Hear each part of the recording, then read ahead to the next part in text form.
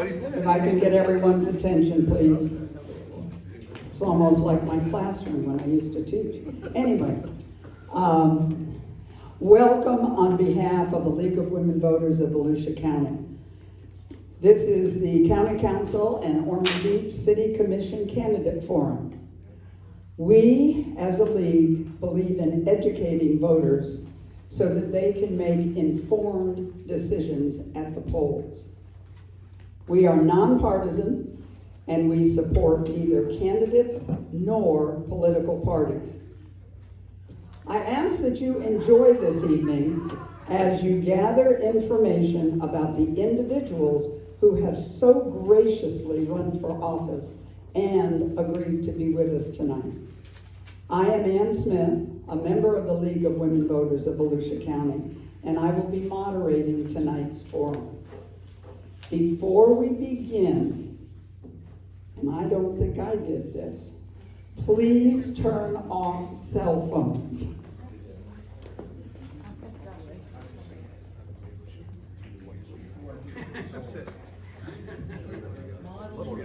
Yes, as a former teacher up here is telling me, I'm modeling the behavior.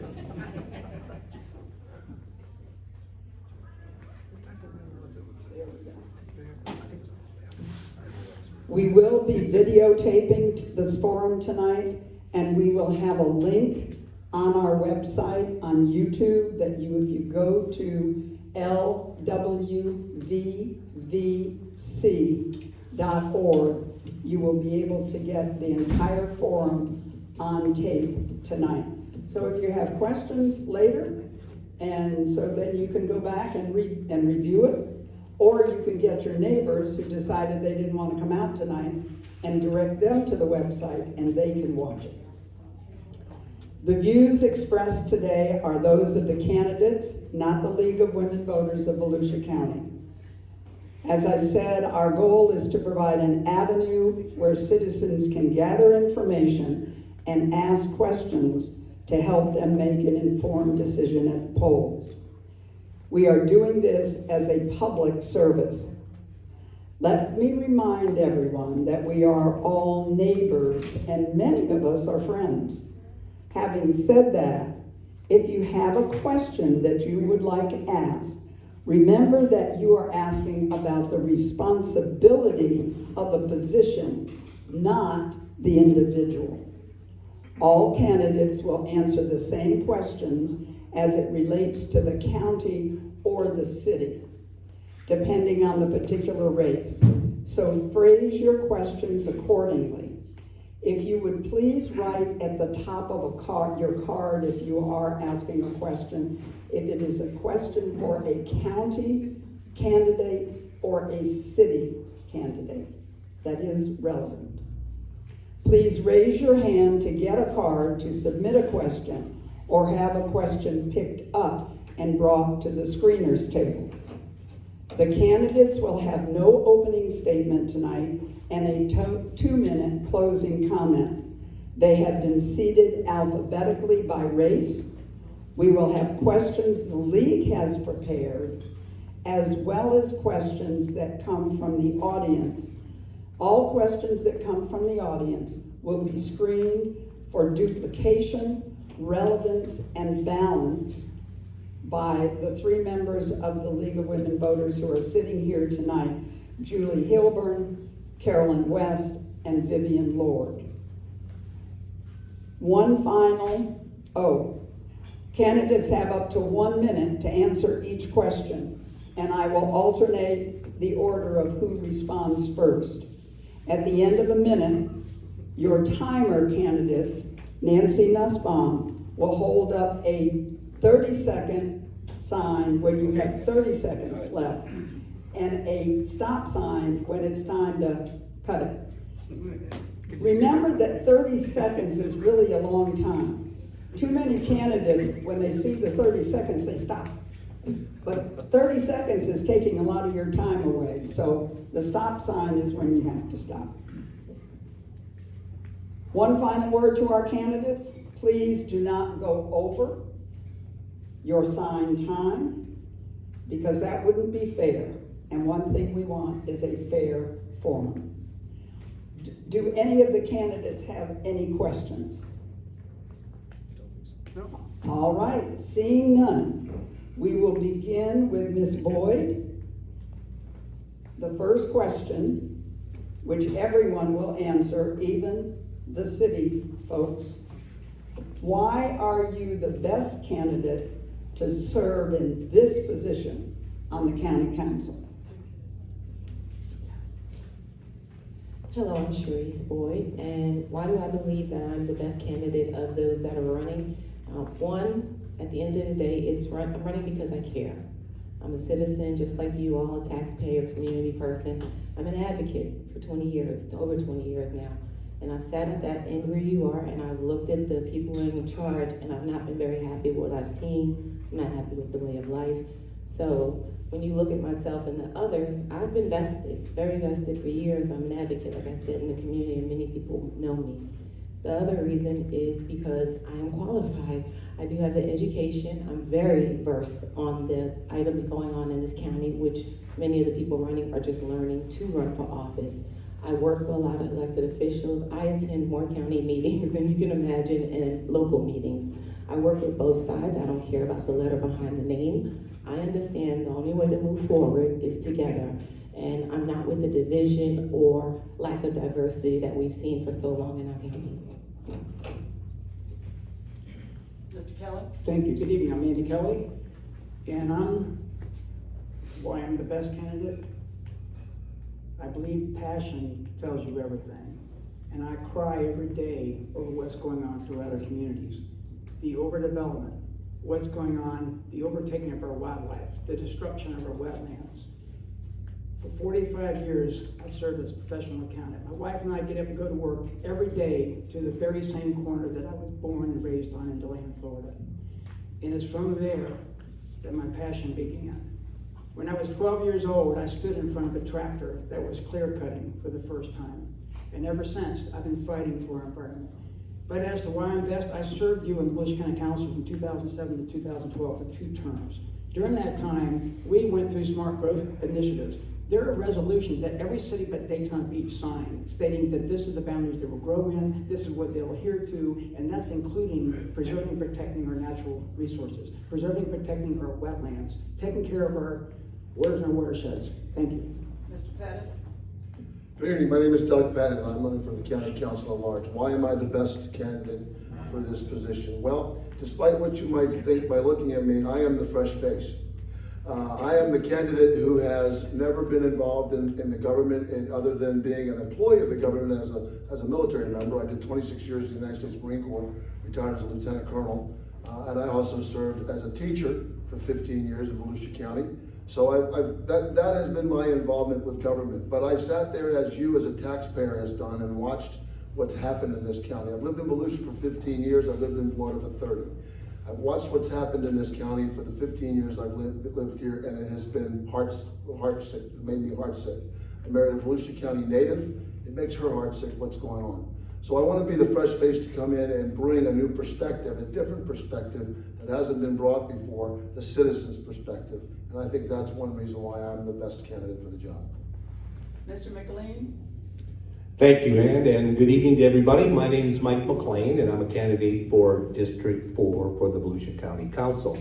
I'd like to give you guys 3 things that might separate my candidacy than some of my worthy opponents. One is experience. I'm the only person in our race that has county elected experience. I was both a city and county commissioner in the county I lived in before moving here. I'm used to billion-dollar budgets. I'm used to supervising thousands of employees. I can step in day one and get that done.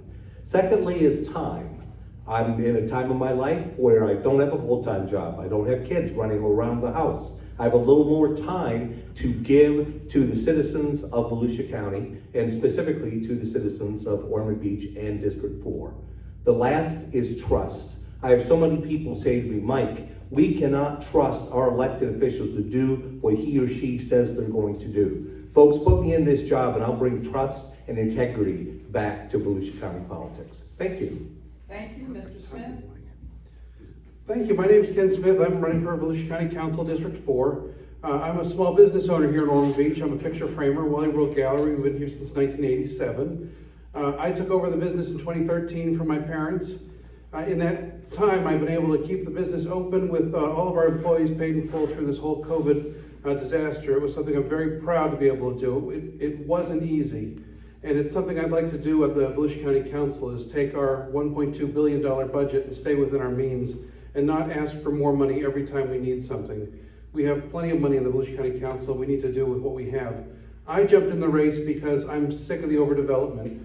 The county did away with the wetland building rules, as well as the city of Ormond Beach did away with the wetland building rules, and you can see the result of that. The Avalon Park development out here at Ormond scares me, and that's why I decided I've got to do something about it. I've got to run for office. I've got to try to make a change so that we can stop this nonsense, stop building on our wetlands, and protect our vital water source here in Florida. Thank you. Mr. Grigsby. Hello, I'm Tim Grigsby. I've lived in Ormond Beach for over 28 years. In the time here, I've seen development ravage parts of the Loop, other parts of Ormond. Our waterways are polluted, and I'm very passionate about protecting our quality of life, our environment, our drinking water. And I'm the only person, I believe, up here that has the experience in the infrastructure of Ormond Beach. I worked for McLean Creek surveyors and engineers for 34 years. I've worked on many projects throughout the water, wastewater, roads and streets in Ormond Beach and other areas throughout Florida.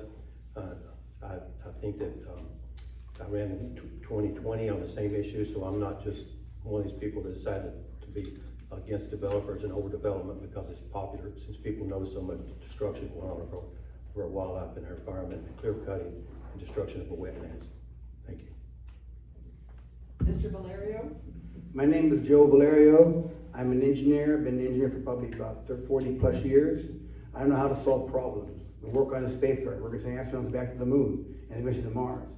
So I'm one of those, I don't give up on the problem. I fight for it. And I believe that we have a lot of problems here that take some good engineering experience that we want to solve here. And as they all said, is that when I first came here, we fell in love with Ormond Beach as soon as we got here. Then over the years, we saw the destruction of the wetlands, the Loop, and it was quite discouraging to me. And I said, I can't sit back and not do something about it. I never give up, I never back down. I always tell what I believe and hide nothing. Thank you. Thank you. The next question, again, is going to be asked to both county and city candidates.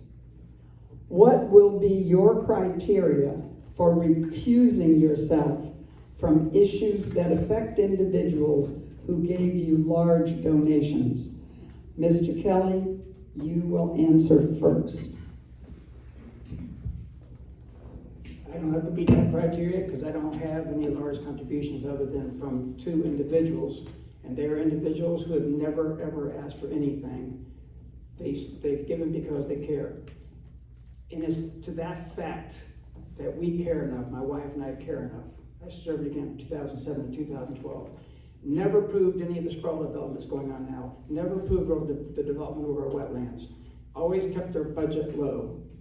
And it's because of that, and everything has changed since then, that I say I'm running, but my wife and I, because we serve together. She is my equal. We go side by side and everything. If you haven't heard of it before, you will. So thankfully I have no obligation other to ourselves, and we have given to ourselves because we're giving it to the county, to you. So thank you. Mr. Pettit? Well, again, I don't have to worry about that too much either, because I'm truly a grassroots campaign. My family has stopped taking my call because I keep calling them up asking them for money. So to run this campaign with. And if you look at the supervisory elections, the campaign contributions are wide open right there. You're welcome to go look at them. I've only received a couple of $1,000 donations, and the 2 that I can think of off the top of my head were from personal friends outside of this area. None of them have been from anybody in the growth industry. Most of my donations are the 50 and 100 variety from people that are here in the county that see what's going on and feel like many of you do, that it's time to do something different, that business as usual is not working. Look at where it's gotten us. Let's bring somebody new in with a different perspective. Ms. Boyd? Well, so unlike These two, I have worked for the county in finance. I'll start with one, I've taken no big money from anyone. I've pretty much self-financed my own campaign. I do own my own business. And second, I'm probably the only candidate in history that will say this. My goal was to run my campaign on as little money as possible. I don't want your dollar, I want your vote. I did not ask to be endorsed by any elected officials because I want to run on my own 2 feet and my works. I don't want to run on someone else's. So I owe no one anything except those who I represent, which you vote for me or not, I would still represent you. So I don't owe anyone, I have not accepted any PACs, and more importantly, I myself have funded most of this campaign, and I have not asked the taxpayers repeatedly. I want to say that I've purposely not been asking people for money. I can't. Milk is $5 a gallon. Mr. Smith?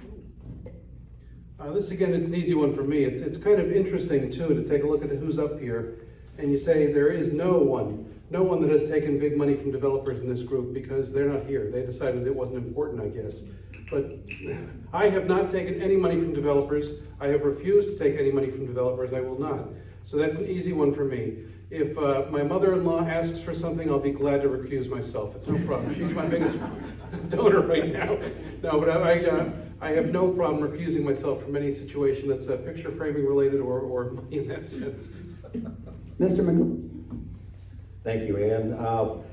I may be in a little different position than some of the fine folks up here, is that I owned a business for nearly 30 years. And because of that, I know a lot of business people. And because of that, I've been honored to have them support previous campaigns that I've been involved with.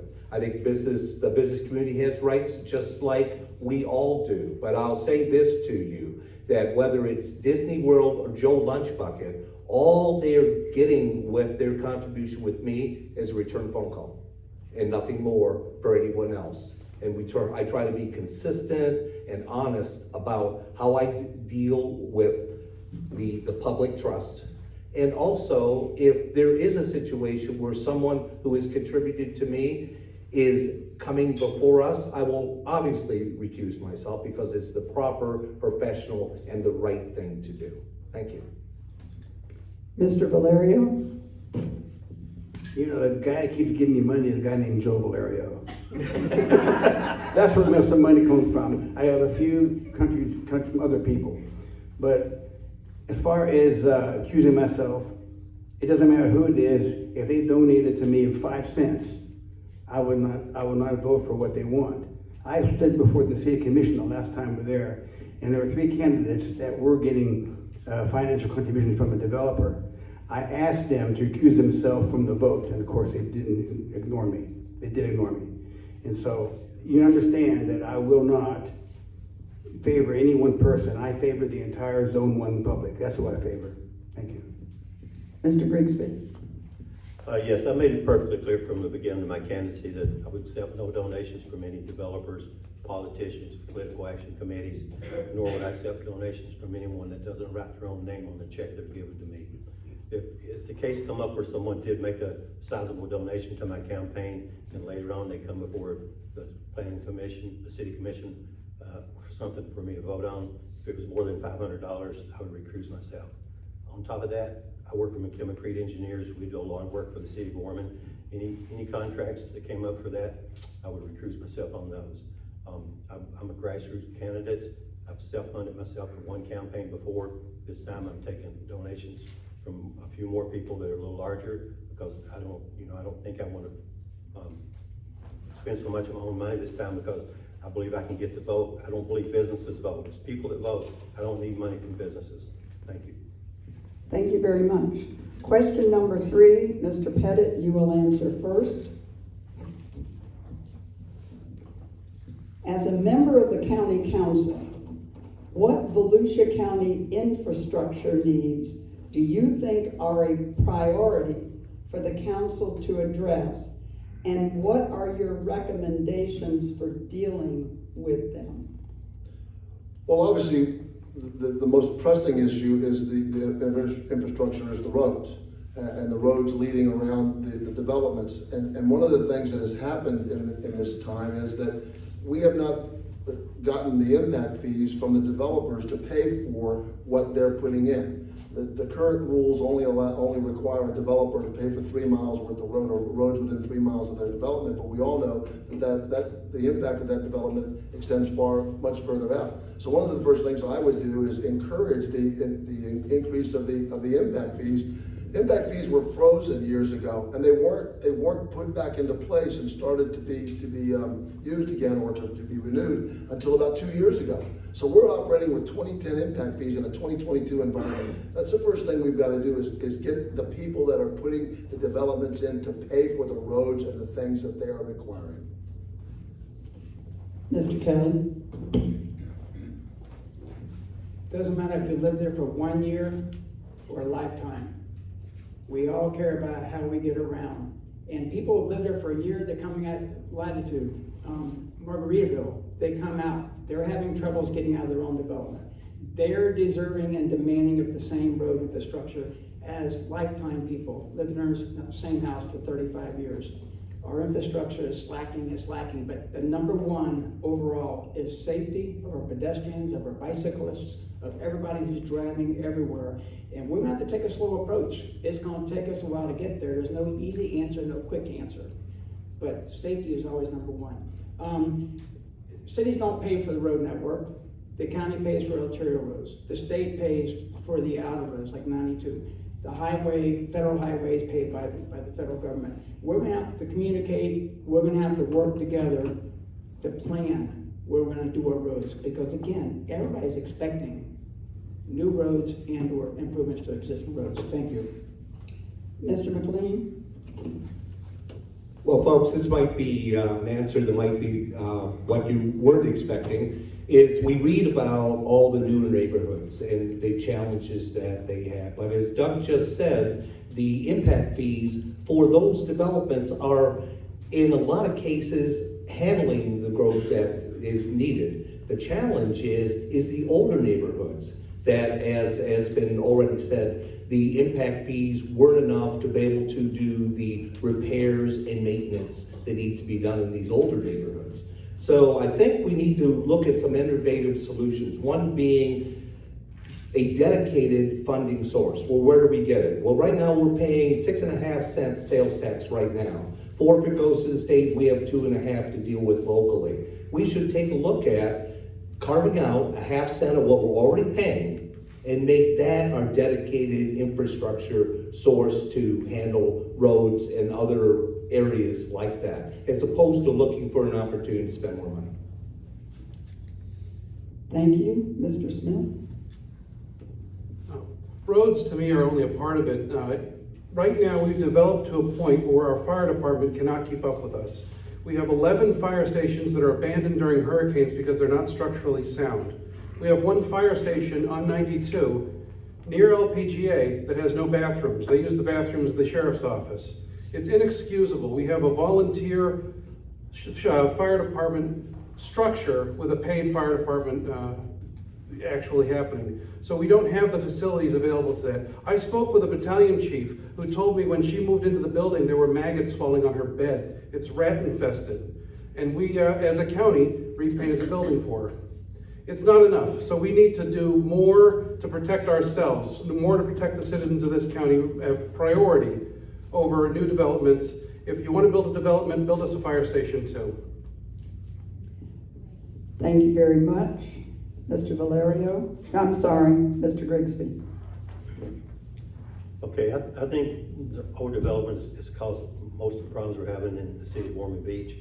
We don't charge our developers a high enough impact fee, and we put the cart before the horse by allowing the development to happen before we have the proper infrastructure in place. We need to address our existing needs first, our maintenance issues on our, not just our roads, but our water and sewer, our treatment plants, and other facilities. I think that the best thing we can do is reinstate our 2009 wetlands rules that were in place so we can control this development and prevent the filling of wetlands and clear cutting. So I think if we put the horse back before the cart, slow down this development until we can change our land development codes, where we actually have low impact development, LID, as part of the code, not a volunteer program. Thank you. Mr. Valerio? Everything that Tim said, I agree with 100%.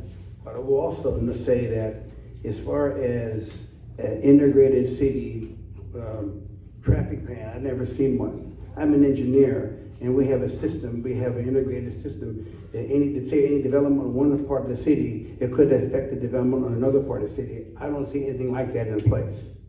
So those are things that we need to look at. And also for water runoff, I mean, Ormond Lakes has very serious trouble with water flooding, but yet each group is looked at independently of the other, and that doesn't work that way. So we need to have some integrated design or plan in order to help make some predictions and solve some of the problems. Thank you. And my apologies to Ms. Boyd. I left her off on the first go around. So Ms. Boyd, would you please answer the same question, and my apologies. So, my priority is the people. It's always the people. And I think that when I promote this, and that's what I love about this league, my motto is an educated community is a threat to leadership. On day one, as I've done in the past, I will continue to do. Our priority is educating you all, the voters, and the information. We've spoken with you all. We know what all the issues are. And even though these are priorities they're talking about, realistically, none of these things can be solved overnight, probably not even in our first year in office. That's the reality. So my priority is always going to be the people, making sure I communicate, being available, and making sure that we are reaching out to the community. We all care about the infrastructure and we care about the roads, but who uses those? The people. We need to know specifically, not just where the super voters care. We need to go into the areas and make sure we're communicating with everyone to improve the relationship between the community and the county. That's why most of us are here, because we have a poor relationship. Thank you. Thank you. Now, you get to answer question number 4 first. I'm not going to skip you this time. All right. Question number 4. The County Council has just passed an ambitious set of proposals to address affordable housing. How would you propose that they are funded, and how would you go about choosing the locations? So the funding on affordable housing, a lot of that has to do with who's in government office, right? Right now we have Mr. DeSantis. He's not releasing what we call the Sadowski funds. Sadowski funds are for affordable housing. If Nikki Friedman, she said she'll go in there, she'll release that.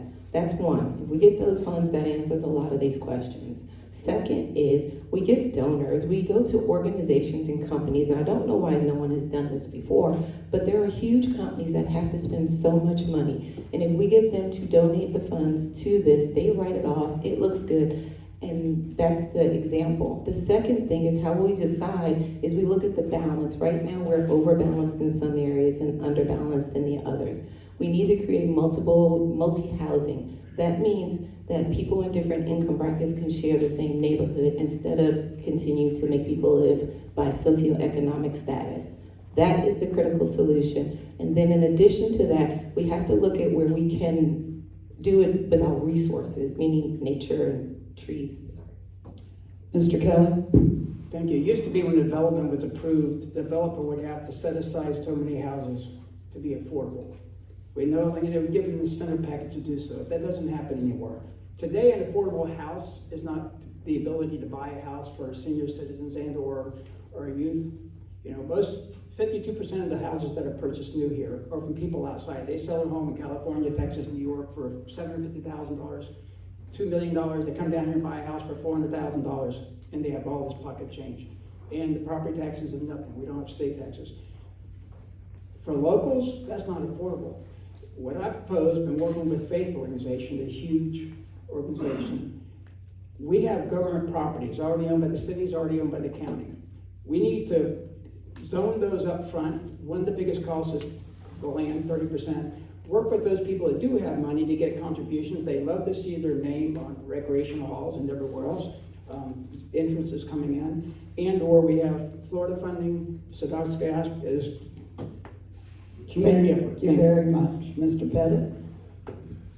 Well, the Sadowski Fund, the problem with the Sadowski Fund, and I think that's the answer, we're already collecting fees off of development that go into the Sadowski Fund. The problem is that the state legislature for the last several years has swept the Sadowski Fund clean and left very little in it to be able to use for affordable housing. This year, there's been some rules put into place. They've been able to do a little bit of taking it out to use it other places, but there's been some rules put into place to preserve the Sadowski Fund so it comes to the communities and is used for the affordable housing like it should be and like it was intended for. I'm a big supporter of that. I think the developers need to take some responsibility for affordable housing. I want that young couple to be able to live in a neighborhood, not in a section where we put everybody off to the side, but I want that young couple to live right next to the pharmacist and right down the street from the business owner, and they walk their dog and they push their stroller at night and they say hello to each other and they become neighbors to each other. That's the way you build a community, not setting something up somewhere separately. So I think the developers have a responsibility to put some affordable housing in these developments. Mr. Smith? I'm sorry. I'm a fan of the faith program as well. I think impact fees paying something towards an incentive program for developers to build affordable housing with the notice on it that they have to stay affordable for 25 years. That makes sense to me. You can't give them a 2-year limit on their affordable housing and they can do whatever they want with it. That's what we've been doing now.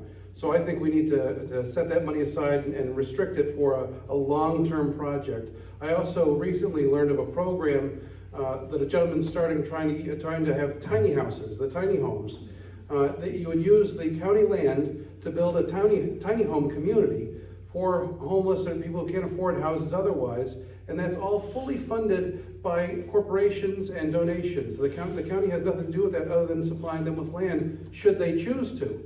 The man's answer to me was that if they don't, I'll buy the land as well. But the problem is everywhere in Volusia County, tiny homes are banned. Absolutely banned. So we have to change the rules and allow for communities to have the ability to build what they need. Mr. McLean? Thank you, Ken.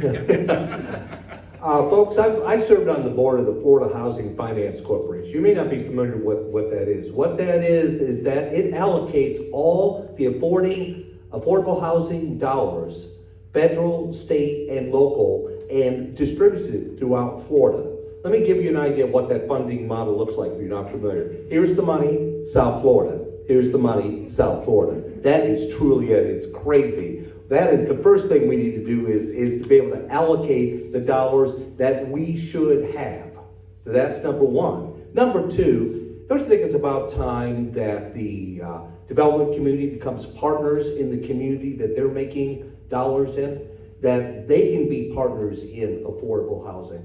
To have a percentage of what they do, be able to make sure that all residents are able to live, work, and play here. And I agree with Ken, it should be not for a week and a half or 2 years, it should be for a generational amount of time. 25 years, Ken, sounds good to me.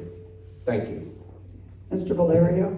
There's one issue with Ormond Beach. It's at the prime location for people to live, and most of the homes here are pretty expensive. So there's no incentive by any developers or the city commission for that matter to try to promote lower cost housing because it doesn't bring in the tax revenues that they need to govern the city. I believe that most of the opportunities are outside of the city of Ormond Beach, what these gentlemen talked about over here. And I think that that's the first start. Okay, now there are a few developers that did indicate a desire to go into a development and try to allocate a certain number of homes at a lower cost in apartment complexes, but most people in the city don't want apartment complexes. So you see, it's a difficult situation for our city. Thank you. Mr. Grigsby? Yes. I'm sorry. Yeah, Mr. Grigsby. Okay. Sorry about you. Firstly, affordable housing funds in Tallahassee needs to be released back to the communities that need them. Second is, we make exemptions and zoning changes for developers all the time, but we don't ask for any concessions from them. We need to ask for concessions to build affordable housing as part of their development. And I agree with Ken that the term should be longer than 2 or 3 years or even 10 years. We also need to be more creative with our zoning and the regulations for building. and make it so that there's more opportunities for smaller houses to exist in Ormond Beach. Most of our houses are very wealthy, our apartments are overpriced. We don't have enough smaller condominiums. We don't have houses that are 3-bedroom, 1,200 square feet, like the first house I bought that cost $42,000. So it was affordable to a person right out of high school. Now that's not affordable in Ormond Beach. I hate to see all of our young people move to other communities. I don't agree that we should give up on Ormond being affordable. We need to work harder. We need to be creative. We need to keep at it. We need to keep our family and friends here. Thank you. All right, question number 5, and Mr. Kelly, you will answer first. And this is going to be asked of all of the candidates. What 3 strategies would you promote during your term to address water quality and quantity, especially given continued development? There's only a finite amount of water in the world, and it just keeps recycling. It's a matter of what we do with the rainwaters that come down to us, what we do with our own stormwaters. Do you realize that as a county, the cities pump water out to the county areas and or just the intercoastal waterway to the St. John's, and the water is forever gone? We should be recycling that water, putting it to central. We have natural recharge areas, or watersheds, or spring sheds. We just pump water, it just goes right back in the ocean, becomes salt water again. Water quantity is all about us conserving, preserving, protecting the very water that we all need, we all love. The water quality is all about us taking care of, again, capturing rainwater. That would be the biggest thing to do. Instead of just letting it flush out or we sending it in cycles and circles, we actually captivate it. We recycle the sole source aquifer that we all drink out of. From the east side to the west side, everybody drinks out of the same aquifer. Thank you. Mr. Pettit? I think one of the first things we need to do is we need to implement more low-impact development principles. And low-impact development principles will be things about how we manage our water, how when the rain comes, where that storm water goes, how it's treated and how it's used. I talked to an agronomist about a week ago who talked about the fact that we don't use our rainwater properly here. We don't capture our rainwater and store it properly the way we could. We need to be better at doing that. So those are the types of things I would look at.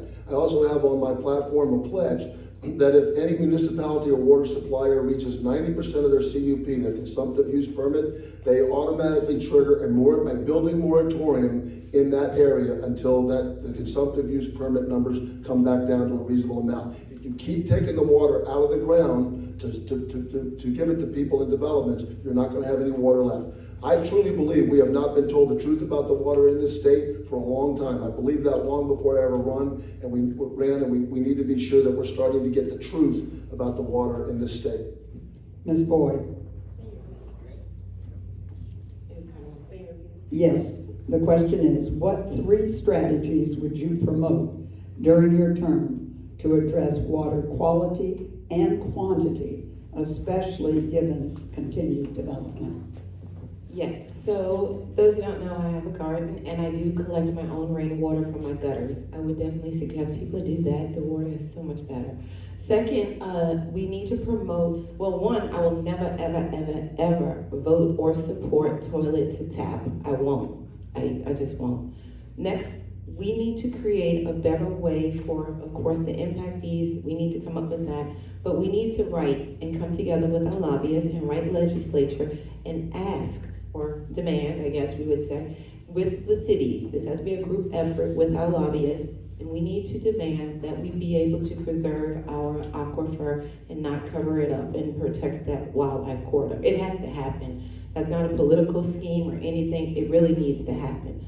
That is the most critical thing we can do. Nothing else matters if we're not getting any more clean water. So one, everyone needs to be more better with preserving water, catching your own water. Second, I will not vote for toilet to tap. And third, we need to work with legislature. Thank you. Thank you. Mr. McLean? Thank you. Obviously, first, we need to work with and partner with St. Johns River Water Management, not only for the standards that they're setting today, but we need to take a futuristic approach. What are we talking about next year, 3 years, 5 years, 10 years from now, and start planning now for those situations later. Secondly, we should look at conservation measures. I know in my neighborhood, Land 2 Margaritaville, we have shower inhibitors that reduces the amount of water coming out of that to be able to conserve.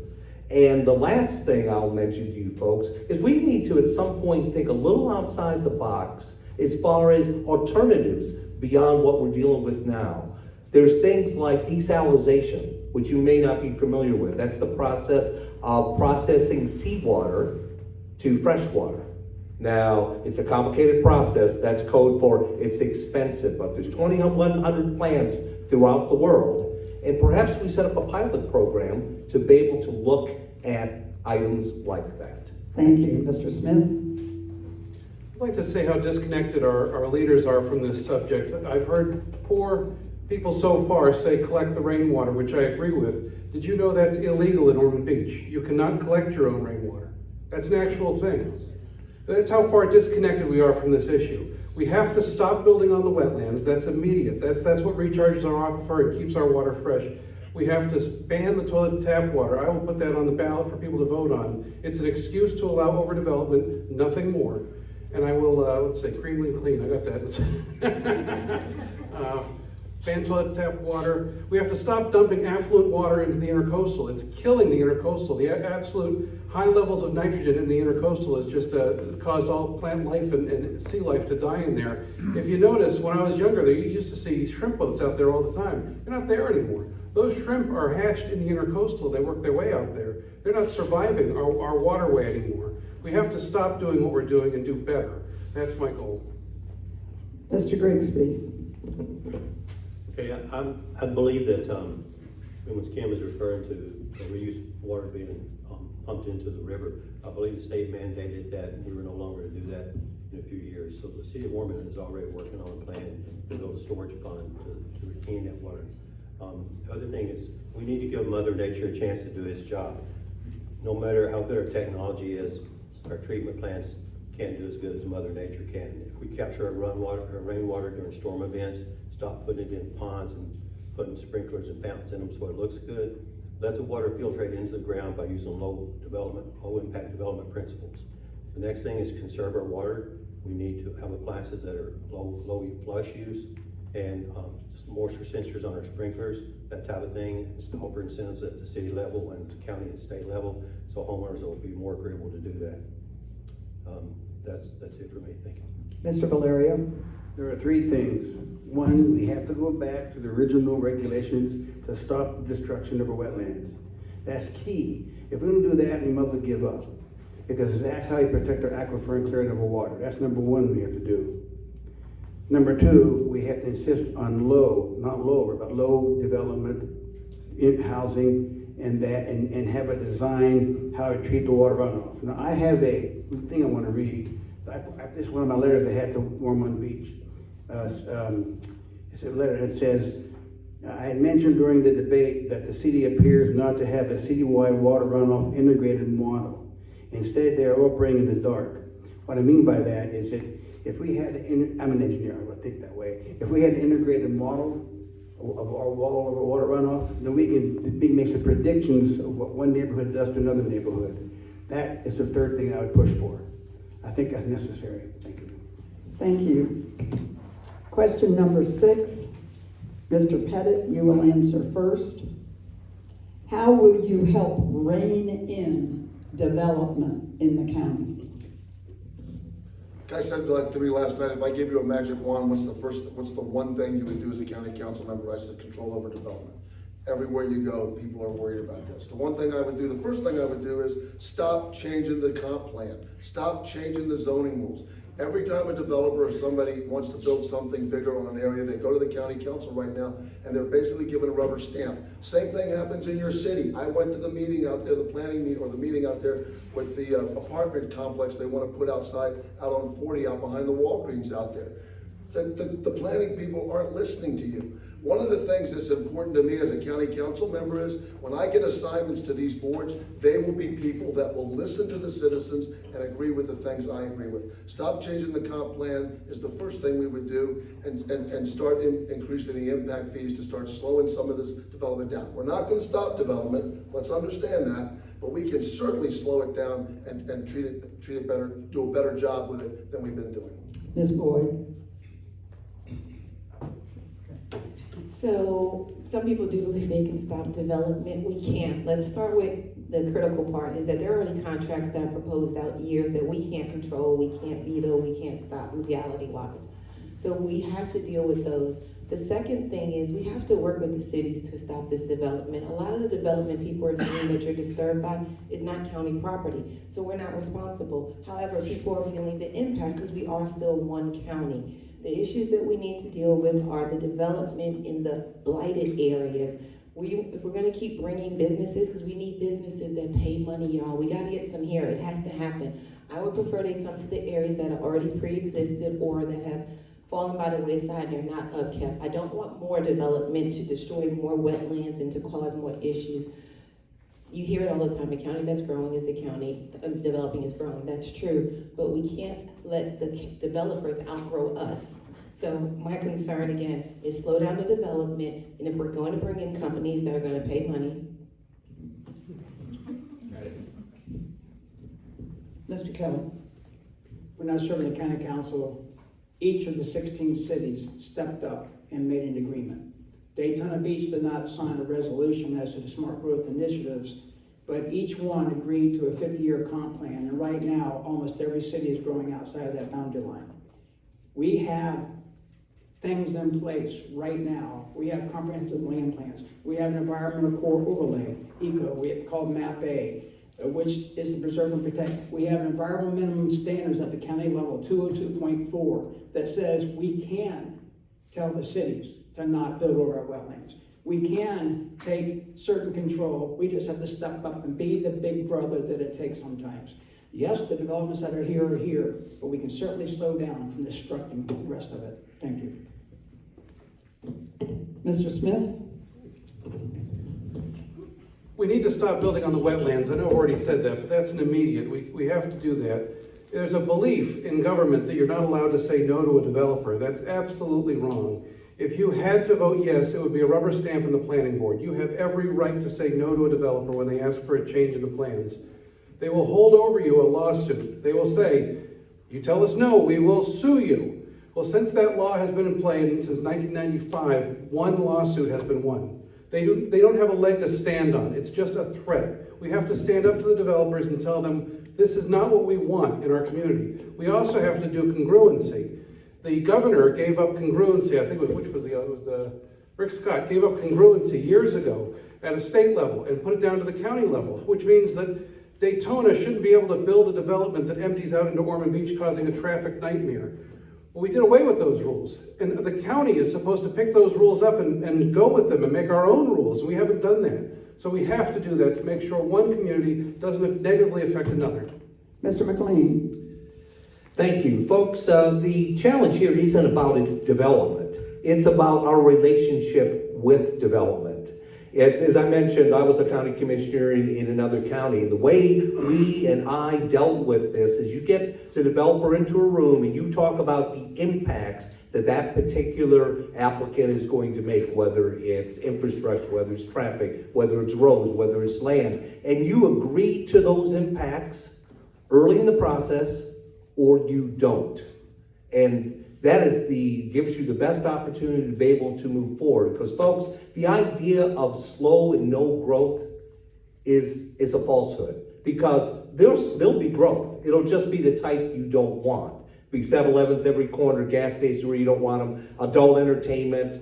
I've lived through that, and believe me, once you start moving in that direction, it is very, very challenging to move back. So the key is build a partnership with the development community is early in the process to decide which way you're going to go.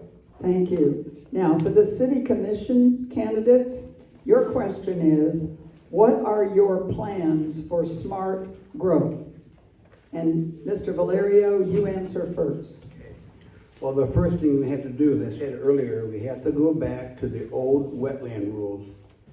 So that'd be illegal for a developer to drain the wetland. He will be forced to incorporate that wetland into the development. And I have to say that we have to push for low density, like the trails in Ormond Beach, a beautiful place. Developments like that, where you have low density, you have walkways, you have pathways, all those different things contribute to a nice development. However, any impact to infrastructure, I don't care how far away from the development it is, if that development causes a problem, that developer needs to pay for that. That has to happen, and we haven't been doing that. And I'm gonna tell you right now, I've been in so many city commission meetings and planning board meetings, developers don't care less what we think, and neither does the city commission. Mr. Grigsby. Yes, the first thing we need to do is we need to replace our planning board. It's rigged with pro-development, pro-growth individuals. A lot of people may not realize it, but the planning board members are appointed by the city commissioners, and it's just one big old boy network for the developers and the pro-growth people to get what they want. The second thing is we do need to make low-impact development part of our code, a strong part of it, require it where possible, and we need to hold back on new development in Ormond Beach until we get the code rewritten to include those principles. The third thing is we need to stop letting the development happen before we have the infrastructure in place to support that development. And then we also need to increase our impact fees on the developers to help pay for some of this growth that will come, but it needs to be controlled, and we need to be more creative about what developments we allow and where they're at. Thank you. Ms. Boyd, this is your question number 7. If you are elected, what would you expect from your fellow council members? How would you work to reconcile differences among you? Have y'all been watching county council meetings? Okay, so one, I call spotted cow a cow. I don't really want to waste time. I'm not going to bicker with people. How we're going to work together is we have to accept the facts that we all have to get what we need, period. No one is going to get what they want, and we have to accept that. If you don't know, I reach out to a lot of county council members, elected officials, and I work with them as an individual. I don't have friendships, we don't eat together, we don't hang out, but we do have a cordial relationship with one another, mutual respect for one another. I will continue to build those relationships and have that conversation. I've said this before, it's about democracy, diversity, and dialogue. If we keep those 3 things in mind and we want to be progressive, anything is accomplishable. And if I have a problem with someone, I really don't mind sidebarring with them. We're adults. Thank you. Mr. Kelly? Thank you. It is all about respect. Right now, unfortunately, if you have heard of county council meetings, it is total disrespect. Sadly so. Regardless of your position on one side or the other, the only way to get to 4 votes to make something happen is through communication. No matter your passion toward one or the other side, you have to be able to communicate effectively. You have to be able to change at least 3 other minds. But always do it because you're doing what's right for the residents. Can't do it for yourself. Back to respect. Thank you. Mr. Pettit? Years ago, I was involved in the civilian side of things in sales, and a couple of things we did, we did the Dale Carnegie courses. You've heard those courses, win friends and influence people kind of thing. And one of the things that came out of that for me was that you have to always have win-win relationships. A win, whether it's a personal relationship, a business relationship, government relationship, it needs to be a win-win. So when you go in and talk to people, you need to go in with the idea that we're gonna work together to create a win-win. And the win-win right now for this county is for the citizens. We have a chance this year to replace the entire county council except for the chairman. Every seat is available this year. It's the first time I've ever seen it in the time I've lived in Volusia County. So it's very important for the citizens of this county to choose people who are going to go to that county council with similar thoughts and similar ideas, that we're going to represent the people of Volusia County and not the big money growth industry that's gotten us to where we are today. Mr. McLean? Thank you. I'm going to help you folks out if you're not aware of this. There are 7 people on the county council. So folks, here's the magic number. 4. You could have the greatest idea on the face of the earth, but if you don't have 3 people that see some merit in it, it doesn't mean much. It is critical in an environment like a council is to be able to understand the process of building consensus, negotiating, and sometimes a little old-fashioned horse trading to see the good in other people's arguments to be able to move forward. No one has a monopoly on all the good ideas, folks. No one does. And the people that are up there, from their point of view, they are trying to do the best they can for the citizens they're representing. I've had a really good success in my previous elected offices in building consensus, and I hope to get that opportunity in District 4. Thank you. Mr. Grigsby. Yes, it's been a while since a question was asked. Could you please repeat the question? Yes. If you are elected, excuse me, I'm not gonna ask you that question. I have another one for you. Oh, Mr. Smith. I don't think Ken's had a chance to answer the last one. Ken hasn't had a chance. You wanna repeat? Do you wanna repeat the Sure. question? Thank No. you. Yeah, no, go ahead, I'd say. All right, if you are elected, what would you expect from your fellow council members? How would you work to reconcile differences among you? I'm a bit of an odd duck. I'm really enjoying this process, and I'm enjoying the people around me. I'm having a lot of fun with it. I think Mike can tell you that, at least. I don't know. But Absolutely true. I'm a people person. In general, I work well with people. I really try to. It's important to me. I've been endorsed by Heather Post, and she told me when you're working with these council members and the county staff and everything, you appeal to their intellect and you say, this is the right thing to do, right? I mean, that makes sense. When that doesn't work, you appeal to their apathy. You say, you know, these firemen are living in beds with maggots. Really? This is, you have to help these people, right? And when that doesn't work, you appeal to the people and you make it abundantly clear that this is how the people on the county council want your firemen and women to live, you know, and that's what you have to do. I will promise to do everything I can within the public eye. I will hold town hall meetings. I will do absolutely everything I can to inform the public of what's going on in the county government.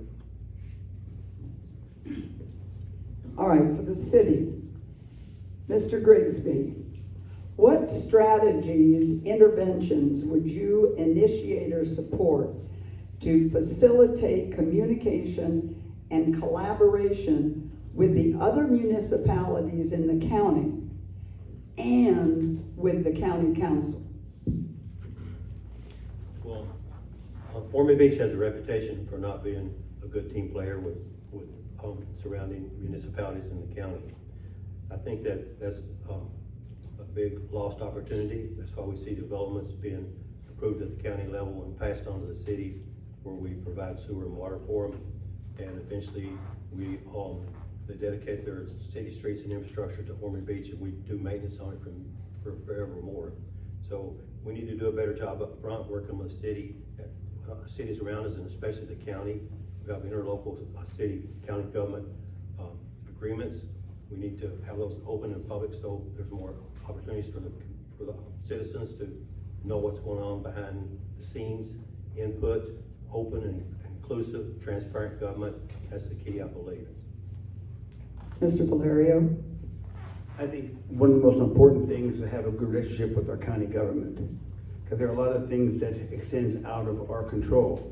And if we can have a good relationship with members of our county, especially those who represent us, I think we can get further ahead in that way. Another thing I noticed though, is that we go to city commission meetings, it seems like the city commission seems they're in competition with, say, Daytona Beach. We got to do what, they have to outdo them. And that has to stop. We have to look at them as partners and try to find ways in which we can work together. And so I think that's the number one step. We're not in competition with these other cities. We want to do making partners, and that has not happened in the past. Thank you very much. Volusia County, question, Mr. Kelly. Would you support an increase in sales tax in Volusia County, and explain why or why not? No.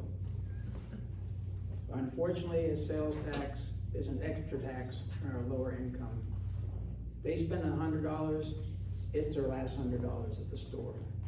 at buying gas, anything you do. We spend $100, not that we're rich, we're middle income, but it's not as hard hit on us. So we need to come up with something, but as to a sales tax, my answer is just simple no. Mr. Pettit? That's one of the first things that I said I would not do. I would not be an advocate or a supporter of any kind of a sales tax or tax increase in general, quite frankly, or a sales tax increase. How in the world do you go to somebody and ask them, to tell them that you're gonna increase their tax and ask them to manage their budget differently because the county can't manage their budget? You know, we have an abundance of fixed income senior citizens in this county. Sales tax hits them. And I'm not gonna go to those people and tell them that the county council, the county government can't run itself well enough that we have to come into your pocket to get more money out of your pocket to run this county government with. So no, I would not be an advocate for any kind of a sales tax. People say that's irresponsible. It's not irresponsible. It's irresponsible for me to ask you for more money because of the county not being able to run itself well. There is waste and repetition in this county government, in this county budget. We need to go into it. We need to do an accounting on this budget and make sure that we are using our money efficiently and we are prioritizing our needs so that we're doing the things we must have first and the things we'd like to have later. Ms. Boyd? So what my opponents did not mention is that here in Volusia County, for us to even vote on a sales tax, it goes on a referendum, meaning you, the citizens, myself too, will be able to vote as personal individuals. If the majority of the people vote for the sales tax, it would not be smart for me to vote against it because I am your local. I'm your local vocal. If you're telling me everyone's not gonna get what they want, well, I say, hey, let's just go raise taxes? No, you don't need my help spending your money, I'm sure of that. However, it does go on a referendum. So if you vote no, I vote no. But if it's 51% or more, I will vote for it because that is what I have to do, be your voice. That's the only way it's gonna get voted for. Majority of people are not gonna vote for an increased sales tax, then I wouldn't. That's how it works. If we're representing you all, we have to be fair and honest, and we have to do what the majority wants, even if it's not always what we agree on, but it serves a purpose if you voted yes for it. Thank you. Mr. Smith? Well, I sell a luxury good here in Ormond. It's an expensive thing, picture framing. And during these last 2 years, we had substantially fewer customers due to COVID. People just weren't leaving the house for luxury goods and whatnot. It just wasn't happening. And I ran my business on the budget that I have. I couldn't ask for more money. If one person showed up, I couldn't charge them 5 times what it costs to normally frame a picture. That's not how it works. You work with the budget and the money you have. So I'm sorry, it's a no on a sales tax. I didn't mention that to begin with, but an absolute no from me. We have a $1.2 billion budget, and I will not cut any programs or funds, as anyone would say. It's easy. For example, our sheriff this year got $6 million for a new helicopter. He asked for 3 of them, so $6 million for over the next few years. He's gonna get 3 new helicopters at a cost of $6 million each. And the Los Angeles Police Department just bought a new helicopter for $2.5 million. What's wrong with that helicopter? Why do we need a $6 million one? There's plenty of opportunities where we don't need to. Thank you. Mr. McLean? Thank you. Folks, it really doesn't matter how I feel about sales tax. It's how do you feel about sales tax? And when I talk to people, I don't hear a rumbling about, we just can't wait to add a half or 1 cent onto our sales tax. I don't hear it. So, but is the need there? Is dedicated infrastructure a good idea that makes sure we have those monies to be able to handle the infrastructure needs of our county and our cities? Of course it is. As I mentioned to you earlier, right now we're spending 6.5 cents. 2.5 is for local projects.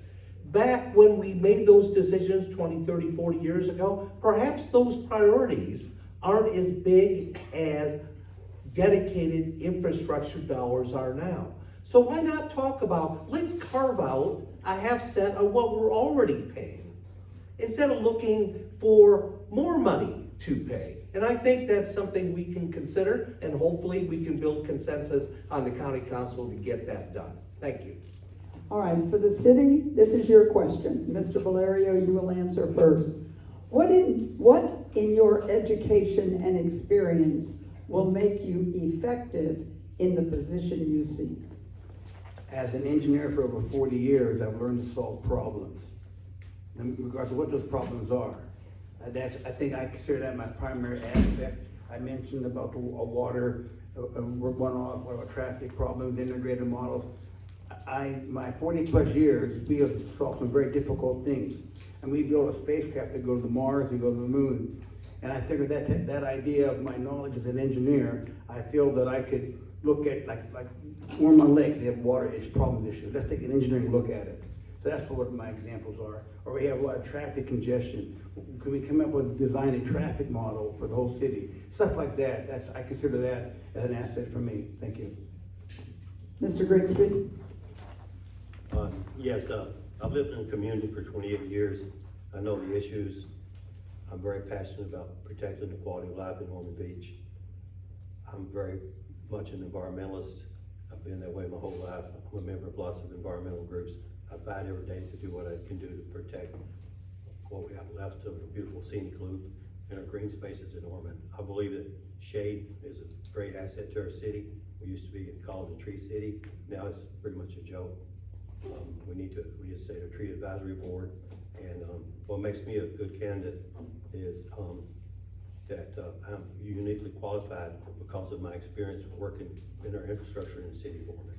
I'm also very passionate, and I manage projects. I'm a good team player. I get along well with everyone. Thank you very much. It is now time for closing comments, and each candidate will have 2 minutes for a closing comment. They have drawn straws to see in which order they will make their closing comments. So for the county council at large race, our first closing comment will be made by Mr. Pettit, followed by Mr. Kelly, and then Ms. Boyd. Mr. Pettit, you have 2 minutes. Thank you very much, and thank you for the invitation to come tonight and talk to you. You're my neighbors. I feel ashamed of myself for driving my truck down here, and I kind of rode my bicycle. I live about 2 blocks over here, so I'm ashamed of myself for driving down here. When I first decided to run for this thing, and listen, I've never done this before, as I tell people. I didn't even run for student government when I was in high school. But I watched what was happening in this county. I've lived here for 15 years, as I said. I've lived in Florida for 30. And it just is something I said, somebody's got to step up. Somebody has to do something or help do something here and take away the influence of the money in this county that's driving everything that we're seeing. So I decided to do it. One of the first 2 things I did when I decided to run for office was I got a copy of the county charter. I wanted to know, what am I going to be responsible for? What am I going to do? And there's 3 things in that county charter that it talks about that I think we need to focus on very thoroughly. Number 1 was the environment. Number 2 were the beaches, and number 3 was public safety. We need to focus, and the people in the county council need to focus on taking care of those things because that's their responsibilities. The second thing I did was I traveled around this county and I listened to people. I had a list of about 15 things I thought that were important, that would be things that might be important to the citizens of this county. But as I listened to the people, and I drove around and listened to people all over this county, the 3 things it came down to were taxes, control over development, and protect our water and environment. I'm the most traveled or well-lived person on this running for council right now. I've lived in Pearson, Daytona Beach Shores. I've lived in Lake Helen. I lived in Daytona Beach. I'm now a homeowner here in Ormond Beach. So I know this county. I know the different areas of this county, and I think that my experiences, both as a military officer and as a school teacher, there's nothing harder than getting 30 teenagers to pay attention right after lunch, will help me as another county council member. I thank you very much tonight for being able to be here and appreciate your time. Thank you. Mr. Kelly? Thank you. I'm here for the same reason you're here, because you care. You care enough to listen to what we're saying, to know who to vote for. You care. You're here because you care, because you're passionate. You're passionate about what's going on. I'm a lifelong pollution. I've never lived more than 10 miles from that very corner that I was born and raised on. Again, our office is located at McLean. But I've traveled throughout our county. I've served on the county council. And when you serve at large, you serve and represent everybody. When you serve and you're representing a district, you still vote on countywide issues. So 45 years of professional accountant. I've done budget auditing, government budget auditing, I've helped businesses get through and strive. I mean, when they were striving to accomplish and cut their budget, I helped them do so. But more so, I served from 2007 to 2012. My pledge then is the same as today. Maintaining our quality of life. Controlling growth, keeping taxes low, but always preserving and protecting our natural resources. I kept up every one of those promises. We have those same issues going on right now, and I promise again to keep every one of my pledges, all my promises. I'm the only one here with the experience and the knowledge to know what's in those closets, because as county council members go on, believe it or not, managers have their own agenda, and they tend to hide things, but I do know where those things are. I know they exist. There's rules and regulations, and again, the county council needs to play a big brother and take care of all the residents of Volusia County. Thank you. Ms. Boyd. Thank you everyone for having us. I do appreciate it. So, if you don't know, I was in senior leadership for Volusia County. I worked in EMS. I was over the budget and administration. At the time, I also would attend county meetings, and since then, I've spoken up about the treatment of employees, the pay, the salary, the conditions. They're talking about the ambulances and the fire trucks. I worked in EMS. Let me tell you, the building's horrible. We fought for it. We've asked for it. The difference between me and a lot of other people sitting here is that win, lose, or draw, my position in life does not change. I still get out here and fight every day for you all. Whether you know me or not, whether you ever hear my voice or see me. My phone number has been public for years, and I host a show on Facebook, #Breakfast with Boyd, where I reach out to the community and I educate you all on what's going on. And if you have a problem, you pick up the phone and call me. I have helped people in Lake Helen, Osteen, South Daytona, Holly Hills, everywhere. I've helped elected officials have reached out to me. There's a difference in people being brought in here as a group or being asked to run when someone just passionately and vehemently knows that we have to get someone up here who finally cares and is educated and experienced. I have multiple degrees. We can get in all that. You can Google me. Believe me, I am more than qualified when it comes to the simplicity of the job, which is understanding the budget, protecting the environment. My master's in emergency management. I deal with anything that deals with masses. So that's infrastructure, that's the environment, that's financial collapse, that's terrorist threats. Anything you can imagine, I have seen. And I do also have a degree in project management. I worked for the U.S. Court of Appeals, and I've been awarded for doing such a good job with their budget. To me, that's the easy part to this. The most difficult part is going to get more people involved and for you all to help me switch over this toxic environment we've seen on our county council. We need people who stand on their own and they don't run in a team, because when you run in a team, you plan on sabotaging votes. We can't have that. I stand solo, I stand before you, and I thank you for your time. Thank you very much. Mr. McLean, you get the first closing comment for County Council District 4. I will do that, and thank you. You did a great job, Ann. Thank you so much, folks, for taking the time to come out. It's very much appreciated. A couple subjects that we didn't hit on tonight I'd like to speak with you about a little bit. First being law enforcement. If there's anything your elected official should do for you, anything, it should be the safety and protection of our citizens. That should be job one. I'm very fortunate to have the endorsement of Sheriff Mike Chitwood, and I will do my darndest to be sure he and his team have the resources to protect the rest of us. I feel that's job one. As I mentioned earlier, I was a business owner. I owned an insurance agency for nearly 30 years. So a lot of you are used to signing the back of a check. I signed the front of them for a long, long time. And I look at things from a bottom line business perspective. I think you can always do a little more with a little less. And I try to do that in my everyday business discussions. People will sometimes say, Mike, why can't you just run government like a business? And it sounds good, but the reality is you can't, because services for government has to be given to everybody, whether the return on investment is there or not. But can you use business principles to be able to bottom line and get things done? You're darn right you can. Which leads into my next subject of taxes. I'm a low tax guy. I'm all about doing a little more with a little less. In my previous elected office, 10 years I was there, 9 of them, we had the lowest millage rate in Central Florida. So I am used to bottom line thinking, going about it from a business point of view. As I mentioned before, I have experience that my worthy opponents do not. I've been in county office. I will stop and be hitting the ground day one. I also have the time to get it done, and I also want to restore trust back to our county government. Thank you. Thank you. Mr. Smith? Well, thank you all very much. This has been a wonderful, wonderful forum. I like hearing from everyone. It's really great. I wanted to just make one point. I know we kind of covered everything. Lean, green, and clean. That's my catchphrase. No new taxes. Stop building on the wetlands. Clean our water supply. But when you go to the ballot in November and you say to yourself, I don't like either one of these people, that's because we have these primaries, and this is your opportunity. In Volusia, in District 4, where Mike and I are trying to represent, there's 110,000 people. There's 57,000 registered voters, and the last time it went to a primary, 8,000 people showed up to vote.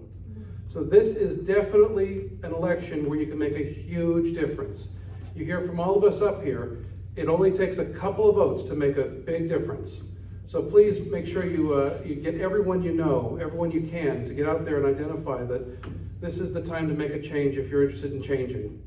But my website's the number 4, kensmith.com, because if it was FOR, it'd be forkkensmith.com, and that didn't look right. So I'm on Facebook, I'm all over the place, but please look me up, please follow whatever you can, and thank you all very much for coming and being interested in participating. Thank you. Mr. Grigsby? I'd like to thank the League of Women's Voters and everyone that turned out for the forum tonight. I've lived in Ormond Beach for over 28 years, worked for the same engineering firm for 34 years, been married to the same woman for 47 years. So when I tell you something, I mean it, and I stick to what I say. When I'm elected city commissioner, I'll vote for you. Whether you're in zone 1 or not, I'll vote for everyone, but I'll vote for the people, not the developers, the big donors to re-election campaigns, political action committees. As I said before, I will not accept donations from any of that group. We have a golden opportunity here in Ormond Beach to replace all but one of our our commission, and we should seize that opportunity. If we continue to elect the same people that are part of the game that's going on now, we will continue to have the same problems we're having. So it's time for change. It's time to take Ormond back for the people, and that's what I represent. And when I am elected, I'll make sure that we have a trusted government. I'll have open meetings with every citizen that wants to talk to me in person. On my phone, I'll answer emails. I'll return emails. So I think we need an open, transparent government, and we need people in office that say what they mean and mean what they say and support the citizens, not the special interest. Thank you. Mr. Valerio? I'm really happy to be here today with these individuals. It's an honor. It's an honor to even be able to do this in the first place. I'm grateful for that. I imagine myself sitting up there at the commission in that one chair, but it's not me. It's the 10, 11,000 people sitting in that chair with me. And so I feel like I have a duty to them because I will be their servant to do what they want while sitting up there. And I'll go anywhere to talk to people. I'll go out in the middle of the field if that's what it takes if you have a problem. I will be out there with you. That doesn't matter. I will be available to you whenever you need me to be available to you, and I'll hide nothing from you. And that is my solemn goal. And everything on my advertisement, on my flyers, I spelled out from the very beginning what I stood for. I didn't hide anything. I didn't make generalizations or nothing. This is what I stand for, and I mean to do all these campaign pledges I'm going to do. Thank you. Thank you very much. Let's give a big round of applause to our candidates, and also to each of you for coming out tonight. You know, the passion of the League, as I said earlier, is to try and give citizens as much information as possible so they can make informed decisions. And you must remember as a citizen that you have a right to vote. Many places don't. But in addition to that right, you have a responsibility to vote. It is not something that you should just shirk off. It is your responsibility to go to the polls. And I'm asking each of you here tonight to walk outside of your house and go to your neighbors, and whether you agree with them politically or not is not relevant. What's relevant is they go to the polls and let their voice be heard. One vote can make a difference. In Deltona, there was a vote a number of years ago, and it was won by a flip of the coin.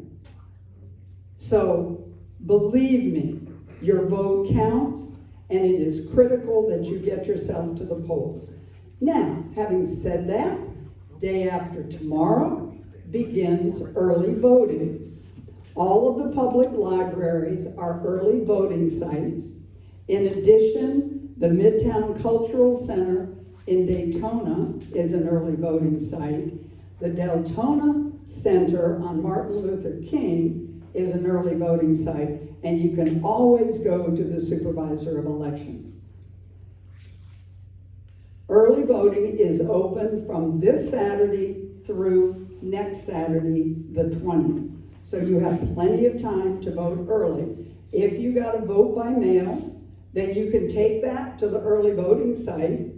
If you decide you want to vote in person, hand that in and vote in person. There are so many ways to vote. I would encourage you, if you have a vote by mail, that you mail it immediately, and if not, then you drop it off. Because you never know with the postal system. It's just the way it is. One other advertisement. The League of Women Voters sent out questions to local candidates. Our league did, to our local candidates. Our state league sent out questions to the statewide candidates. And if you go to vote, VOTE, 411.org and put in your address, it will pull up your specific primary ballot, and it will show you some of the candidates opted not to answer the questions, which could be an answer. There are many who did, and you can look at our questions and look at their answers. You can even put two candidates side by side and compare their answers.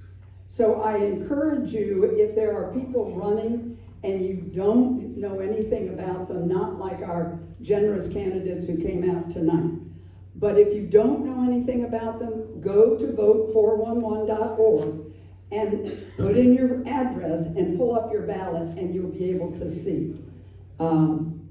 Once again, please don't forget to vote, and thank you on behalf of the League of Women Voters of Volusia County. Thank you, candidates, for coming tonight, and thank you, audience, for being here tonight and being the citizens that we need to get out to educate the other citizens. Thank you. Have a